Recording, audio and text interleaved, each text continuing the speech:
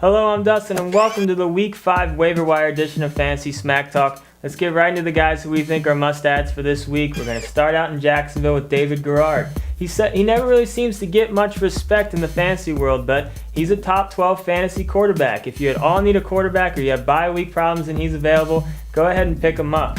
Now let's stay out in Jacksonville and go to Mike Sims Walker. What does he have to do to get picked up? He's only owned in about 40% of leagues. He had another monster game on Sunday. If you at all need a receiver, pick him up immediately if he's available.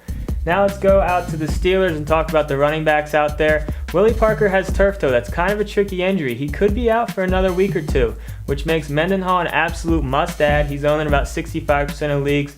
And Mewelde Moore is someone you need to keep an eye on and maybe add in some deeper leagues. He could have some value over the next couple weeks. Now I want to talk about three receivers who are pre-ranked pretty high, but because of some injuries and just lack of performance, they've kind of been forgotten about. But Antonio Bryant, Berrien, and Anthony Gonzalez are all owned in less than 75% of leagues. I think now's the time to add them. Berrien and Bryant had decent games on Sunday, and Anthony Gonzalez are saying could be listed as questionable going into the next week. So get these guys on your team now before they get added. Now I want to talk about a running back who I think could be a good pickup and play for this week. We got Harrison for Cleveland. He had a decent game on Sunday. He's only owned in about 20% of leagues. Cleveland's playing the Bills this coming week. There could be a lot of yards to go around for the Cleveland offense. So go ahead and get Harrison if you need a running back. Now, another pickup and play this week, if you need a defense, is the Cowboys. They're owned in about 70% of leagues. They're going up against Kansas City. I really like their chances for putting up some fantasy points this week. Now let's get into some guys who we think are must-adds in deeper leagues. Let's start out there in Oakland with the running backs.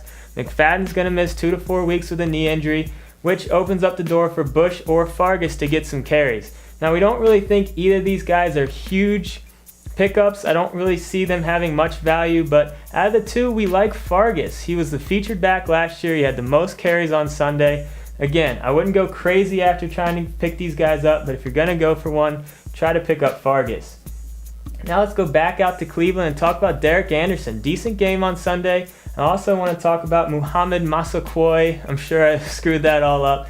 But we like both of these guys. If you have bye week problems with your quarterback or receiver, again, they're playing the Bills this week. We think they could have a decent game on Sunday.